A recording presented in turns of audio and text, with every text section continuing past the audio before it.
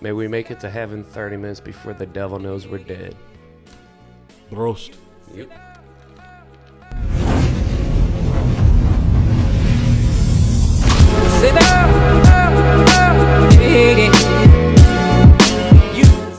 Folks, welcome back to Unwoken, the number one podcast in the world for young conservative media. That's a fact.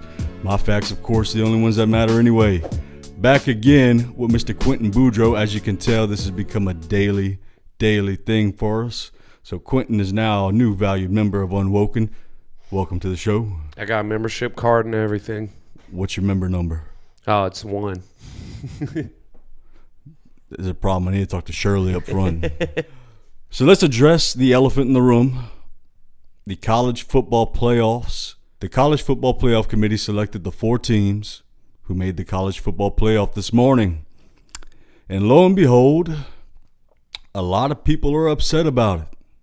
Some have reason to be upset about it. Some just need to stop being jealous over their shitty season. Can you guess which fans I'm talking about? So, the way it went is the number 1 seed goes to Michigan. The number 2 seed has gone to Washington, both rightfully so. Undefeated seasons in good competition. The 3rd seed goes to Texas, 1 loss, Big 12 champion. And the 4th seed goes to Alabama, who just beat number 1 Georgia this past weekend in the SEC championship. Yep. So, many people are frustrated because of Florida State. They're upset because Florida State finished the season undefeated. All right? Now, here's some important factors to know when the committee is making their decision on who the 4 teams are going to be. So, number 1, it is the best 4 teams right now, as in the best 4 teams at the current time. At the current time, at the end of the regular season, at the end of the conference championships. Here's Florida State's problem. Their star quarterback broke his leg 2 games ago. Okay? Yep. Now, why is that a problem? Because the committee takes into account key injuries. Why? Because a key injury, like your starting quarterback, is going to affect your team tremendously. You are not going to be the same team that you were whenever you had him. It is the 4 best teams right now, as in the 4 best teams at the end of the regular season and at the end of the conference championship. Not at the beginning. Not at the beginning. Not in the middle. Nope. Not a little bit close to the end. It's at the end of the season. How you finish. Yeah. That's where that old saying, it's not how you start, it's how you finish. Exactly. With Jordan Travis, Florida State averaged 250 pass yards per game. Last night, they only had 55. Yeah. You can't beat a team like Louisville 16-6 and put up those numbers and then watch Alabama beat Georgia, who's been undefeated for 2 years in a row, and say that Florida State is a better football team than Alabama. There's not a single person in America that was watching the same football games everybody else was watching that can sit here and say that this Florida State team without Jordan Travis is equally as good as or better than Michigan, Washington, Texas, and Alabama. You cannot say it. I understand the frustration. You went undefeated. You had a great season. Injuries happen. Welcome to the wonderful world of sports. You could say, well, that's why they play the game, which is true. Miracles can happen. Could a third-string quarterback miraculously lead his team to the national championship? Possibly. Of course, possibly. But he didn't do enough last night to make a case for that scenario. Yeah. Me and you have both worked in the service industry for a long time. Yeah. We both managed and ran restaurants before. Yeah. So we know what it's like to deal with difficult people. Yeah. Here's what I learned about managing, because whenever you first start managing people, you're gonna make a lot of mistakes. Yeah. Many mistakes. Like I started out, I was way too lenient. All right. Then I got way too strict. And here's the problem with doing that. Whenever you say, let's use a dog, for example. If you have a leash on a dog and the leash is loose, the dog's going to be comfortable with it like that. The moment you tighten that leash and you keep tightening it, keep tightening it up, eventually the dog's going to bite.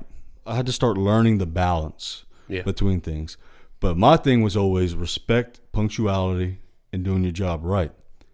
I had one of the best bosses I've ever had in my life that never micromanaged me.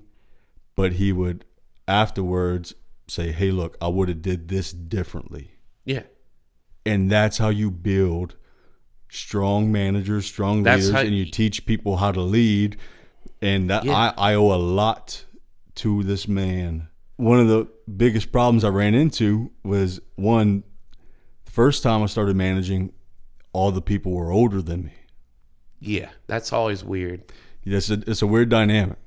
The older ones were easier to manage from a standpoint of I didn't have to watch their every move because they had been doing it for so long.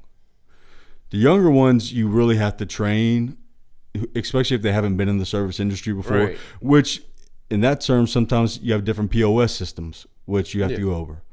So that's training in itself, but over time they get it down. So finally, we had gotten like 2 reviews on our timing with drinks and some service. Well, that's a reflection on me. Yeah. So I decided to come up with the idea of, all right, no phones. Phones up. Yeah. Gave them the opportunity to not have them out and to trust that they were going to leave it in their car. Obviously, that's not going to work. So I got this little box, all right? And it was a jail cell with iPhone slots. It was real cute. I liked it, man. And it had some keys. Somebody figured out how to get into the box because it was like a little gag gift. Yeah. So I said, okay, so it wants to be like that. So, initially, whenever you... It's more symbolic. Well, whenever that would be... It is a sign of disrespect. But I learned how not to overreact with it. So what I would do is, if they wanted to stoop down to that level, I get on the same level as them. Yeah. So I'd go grab a bunch of duct tape, and I'd duct tape the box. And then I bought 2 new locks. Like closing in locks with keys that I had to open it up so they couldn't get into it. Locks. And they'd have those smart ass little comments every now and then to try to get under your skin and try to get you to change your ways because you want them to like you. I didn't care if you liked me or not. I was there to do a job, and I was damn good at doing my job. Well, that's also the number one thing. If you're in charge of people, not everyone's going to be your friend. You might run into someone that can be your friend that works under you. Yes, there's plenty of them. But that doesn't matter when you're at work. Yeah. Now, I want to stress that I loved every single person that worked for me, except for maybe 5 of them. And those 5, they know. They're probably in a group chat right now or something. Oh, they know how I am. They know if they try to shake my hand or talk to me, probably tell you, fuck off. You just brush right by them. I wouldn't even look their way. I learned that whenever you take certain people that in high school weren't necessarily nerds, but they didn't belong to any group. They didn't really have any friends. And it was mainly their own doing because of their personalities. Right. Whenever you get a group of people like that together and they finally feel like they belong to a group, they are absolutely, they don't know how to. They're terrors. They're horrible. They're just horrible. Yeah. They're a nuisance. They're a cancer to the business. Yeah. Especially when one is a co-manager with you. Yeah, that's an issue at that point. Big issue. Because if I'm in charge of a certain group of people, and whenever I'm saying this is how we're going to do it, because I know what I'm doing, and you need to stay your ass back where you know how to do things. Yeah. Like you're doing what you know how to do. I'm doing what I know how to do. Yeah.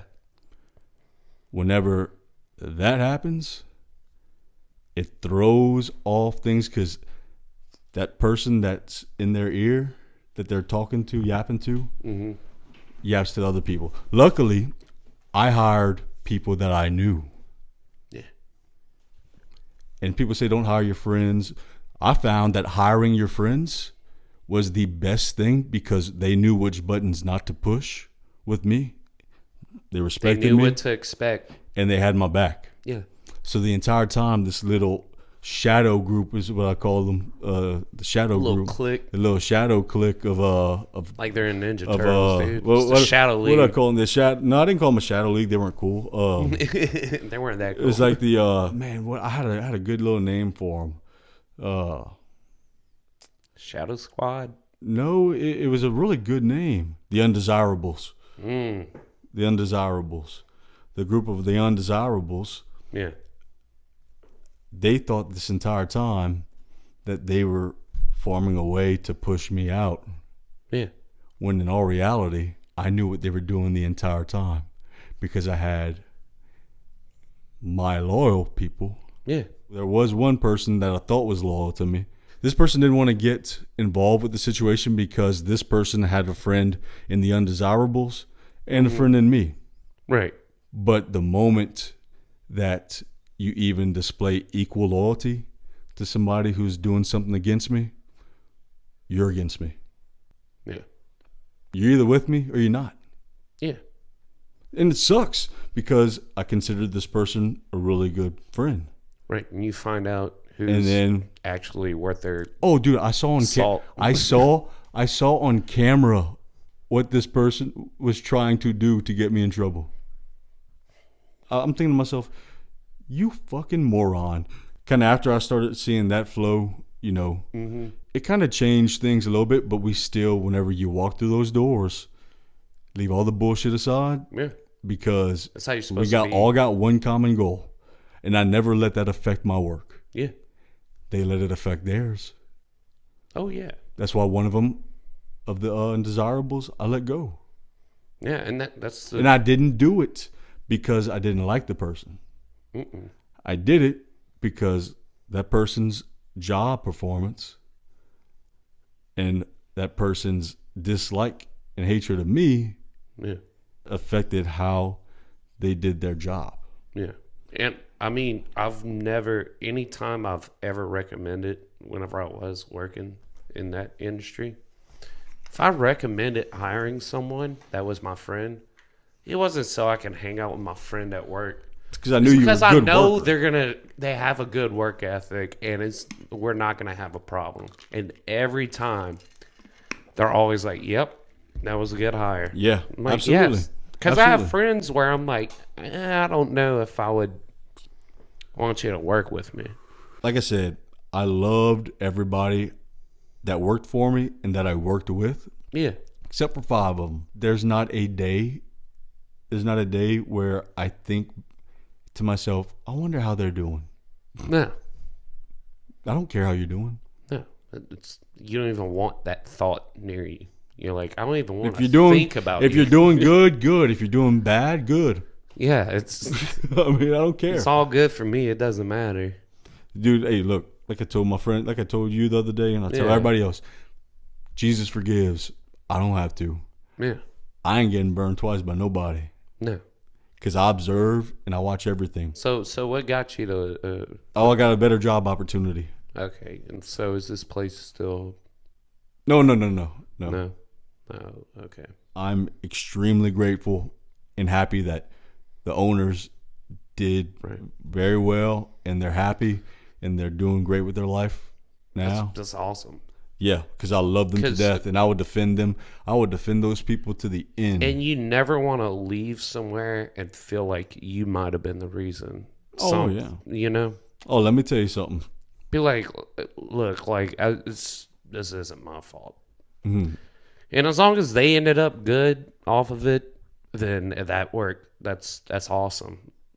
Because I mean, the only other difference is, I mean, everyone else can find another job, Mhm. But to actually own a business and be like, well, we do have an opportunity here to do something else or to make some money off of this or something. Yeah. That's always awesome to hear. And I still keep in contact with a lot of those people that worked with me and for me because we're still great friends. And the ones that I don't, You just don't. That's how it goes, dude. You can't be everybody's friend. no. You'll waste your entire life if you try and be everyone's friend. But I do, it is kind of crazy though. The ones that I completely dislike and don't care for at all, love their parents. Yeah, it's Yeah. the crazy part. It's always like that too. And I tell and if their parents would ask what's the problem and all that, I'd tell them, look, I'll just put it blatantly to put you. it blatantly. Had issues. It might not be your fault they're like this. This might But be their own decision, but yeah, there's a reason that those people are in a group together. yeah. But like you said, it's those people that have never belonged because they basically Never belong to a group because they outcast themselves. because their personalities fucking sucked. Yeah, and they're like, why doesn't anyone like me? And I'm like, first off, it's not everyone else. Like, let's do some numbers here. Is it more likely everyone doesn't like you for no reason? Or it's because you're acting a certain way around people? And that's what excludes you from everyone wanting to be around you. Yeah, dude. Like that's people. Loyalty is a word just thrown around nowadays, and the thing about loyalty is, well, it has different meanings too. well, what would you consider a different meaning for loyalty? For loyalty, it depends how you're using it. All right, give me an example. So like your dog, you're like, he's loyal. It's like, okay, in which ways? It's like, is that what loyalty is? Or Oh yeah, 100%. yeah. So yeah, you're like, he knows me, he listens to me, and we get along, and we do things kind of for each other. Like you do stuff for him, he does stuff for you, I'm sure. Yeah, but that's my entire circle. Right. Other people will use loyalty as an oath. They do what I tell them to do. No, that's not loyalty. That's not loyalty. That's called a servant or a worker. And you're actually, no, that's an indentured servant at that point because you're not even paying them. Oh, that's a very insecure person. Yeah, and you're abusing them. You're using them to get what you want. So what's your thoughts on forgiveness? Forgiveness, I can forgive you from a distance. But would you say that anything's forgivable? No, not anything. Mm-hmm. No, if you like murder someone close to me, like yeah, I'm not letting that go. Like moose. Yeah, no, if you murder someone close to me, I'm not letting it go. But if, let's say you do something wrong to me at one point, but it was out of desperation, and now you're not in that same situation, and you come to me and say, look, I'm very sorry for what I did to you. It would depend.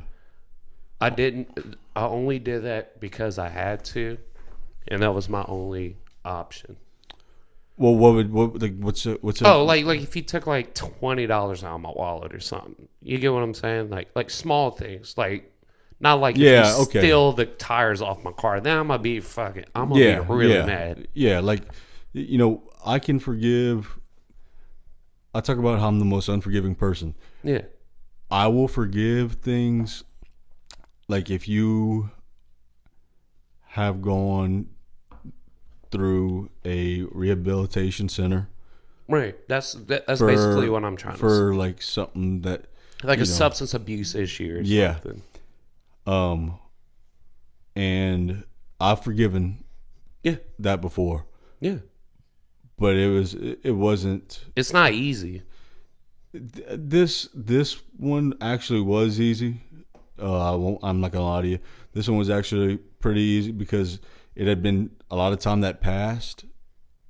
Yeah. It's a whole shenanigan. But Yeah. you know, if cheating was involved now, I don't care what kind of drugs are involved. No. But that has nothing to do with the drugs. drugs. We've talked about that already. Yeah. It's No, I mean, shoot. Yeah, if any of those people came up to me and said, "Yo, look, I'm sorry for this, and this."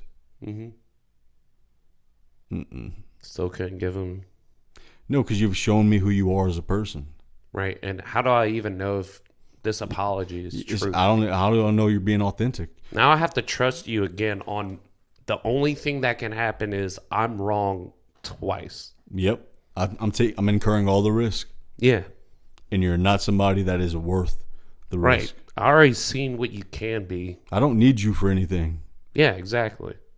It's like the people that I surround myself with, like you, all my buddies, everybody I surround myself with, you're compliments to my life. That's how people should be to your life. You're a compliment to my life. Yeah. That's how you're supposed to be. It's like people who go into a relationship, right? Somebody, your partner in your relationship should not be your source of happiness. No. You should already be happy going into a relationship and go "This willing is to even share better." that happiness with that person. Yeah. That's how it's supposed to work. Yeah. Because love is supposed to be fun, man. Yeah, y'all both supposed to bring something to the table. Obviously. Yeah. You shouldn't be coming in and being like, oh, that person's going to give me everything I need. It's like, no. You need to bring what you need already to the table, and then we can make something together be even better. Not that we should do this only for the holiday season, but gentlemen, if you're at a store or a big parking lot and you see a woman, whether she's with her kids or she's by herself, it takes no effort whatsoever, not doing it in a creepy way, but to watch and make sure that she gets to her vehicle safe. Yeah. If anything, I'd suggest if I'm standing outside my vehicle and I see her, I'd walk up to her and say, "Ma'am, I see you're walking by yourself with your kids or with you. I'm just making sure you get to your vehicle safe. There's a lot of crazy people in this world." So, even worst case, if you're getting to your vehicle before she's getting to her vehicle, just start your vehicle and just sit there. Yeah. So you see that she's gotten in her vehicle and she's safe. Here's a good tip too. If you're ever in a parking garage and you notice right by your vehicle there's a van and it's parked on the side of your driver's side door, get into your vehicle through the passenger side. Yep. Even if it looks like no one is in that vehicle too. Yeah. All they have to do is hear your door open. Yep. That's it. If you're ever walking around and you see, like at a gas station or anything like that, I'd recommend, I don't care what kind of bill it is nowadays, do not pick up any dollar bills off of the ground, especially if you are by yourself. What they're doing now is they're lacing them with fentanyl. And one drop of fentanyl that touches and absorbs into your skin, one little drop, knock you out cold. Yeah. Ever at a gas station and someone's like pestering you or trying to walk up to you, be like, "Hey, I need gas. Like, can you help me out real quick? I just need like $5. I need to get some gas." Just tell them you'll take the nozzle out and start spraying the gas on them. Because guess what? If they have a gun, what happens if you shoot your gun and you're covered in gas? Spontaneously combust. Yeah. That's your safest bet. And this is sad that you have to even think about these things. Well, that's the world we live in right now. I don't know. It's just sad. Like, yeah, usually this is a sometimes intense podcast, yeah. But for the most part, it's really uplifting. But this is going to be more informative because it's a sad reality of this state of the world. Yeah. I mean, it's like, I literally was explaining that today, that, like, I'm almost getting, like angst from, like, the outside world going, what is going on? In so many different ways. Because it's like, okay, they're looting and rioting all the time. Everyone is just taking everyone's word on, like, oh, I think they're probably right. No one's willing to actually try and do things for themselves. And then everyone's like a victim. Oh, dude, that victim mentality's been here for... It's been here a lot, but it's getting worse. Oh, there's more people. Gradually, it has gradually increased over time. Oh, yes. By tenfold. Yes. I mean, dude, you ever been behind someone at a gas station with... I have nothing against someone using an EBT card. If you're down on your luck and you're just trying to get by, that's fine.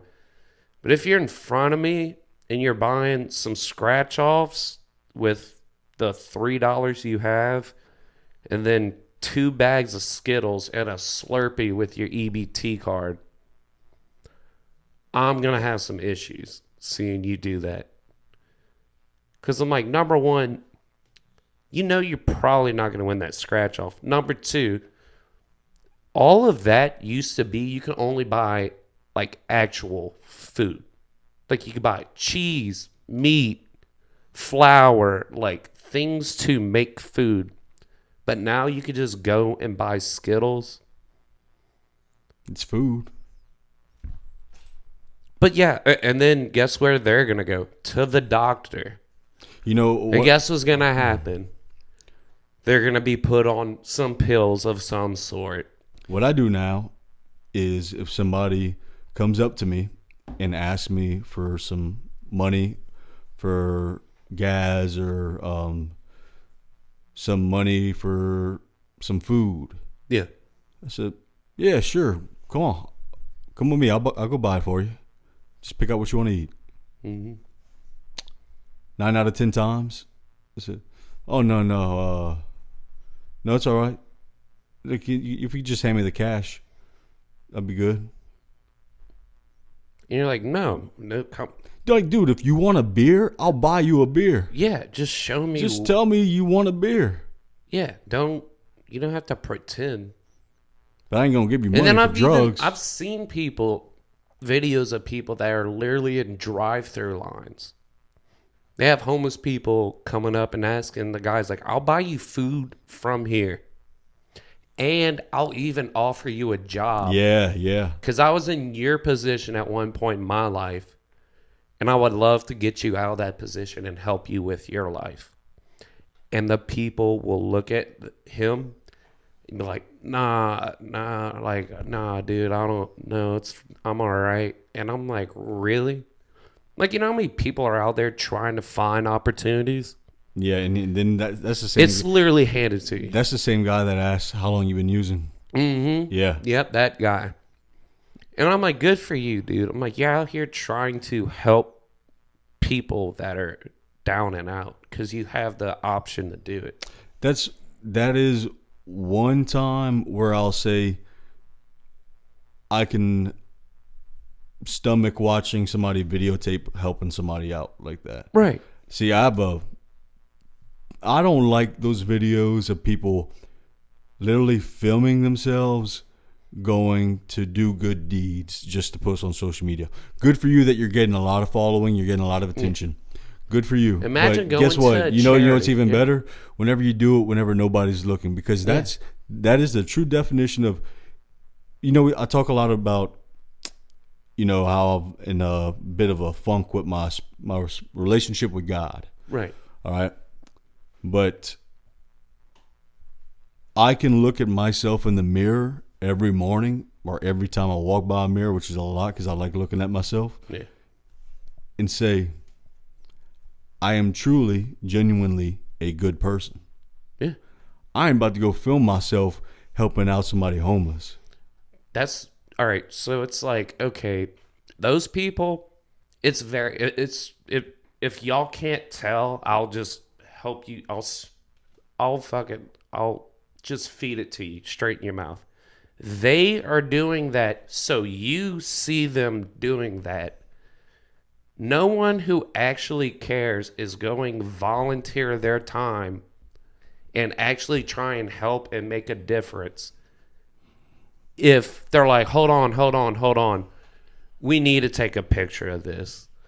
And then say how great it was to work with these people and how much of a difference they're making. You're just humiliating them more Yeah. by putting their Now they're face an all object. over social media. And they're an object now. They're an object for you to use. Sometimes it can work out to their benefit because their face will be known and maybe they'll get an opportunity. You can make the argument there. But in all reality, we know what you're filming this person who's down on their luck for. And it is 99.9% for your own benefit. Yeah. The only one that makes you a shitty person. The only one I've really ever seen was that dude that would do that voice work for the guy with the golden voice. Yeah. And I'm like, wow, look at him. He got a whole career because his voice just fit perfectly. You know what really impressed the things I read? That's the one time I've seen this stuff go that far. You know what really impresses me when I see people take pictures of people standing in the middle of intersections with a sign that says "Take a resume." A lot of them are dressed nicely. Take a resume. It's brilliant. Yeah. Brilliant. It shows initiative right then and there. Yeah, but yeah, back to our main point. That's been bugging me a lot too, man, because I see a lot of that shit all over social media. It's always been around, but now it's so many different influencers are trying to do that crap. They know you're just using this to make other people see like, oh no, I'm not a piece of shit. But I'm like, I feel like you still probably are a piece of shit. Because, like, I would never go there. Like, if I had the money to do that, I wouldn't go there and be like, hold on. Hey, did you start filming yet? All right, cool. The camera's running. Hey, how much to buy all the food off of your truck? If you were a genuinely good person, you would go there and just be like, honestly, how much would it cost for me to buy the rest of the food off your truck, right? And you tell them, all right, here's the money for that. And then you can still charge people for food. Now you're making even more than what you could have possibly thought you're going to make for the day. The people that you're going to help, blur out their face. Yeah. I guarantee you they don't want their face plastered all over social media. No. One of my best friends, his wife is a teacher.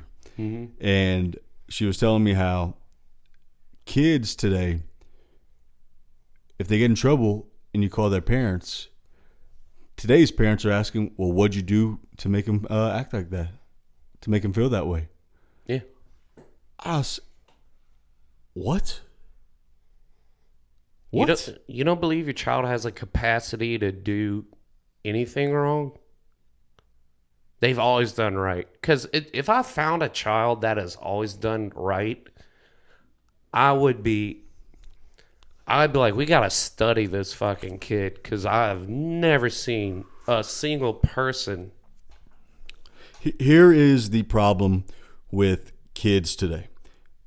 The number one problem with kids today, it's not that they act up, because kids are going to act up. That's normal. The problem is the lack of respect for authority. Yeah.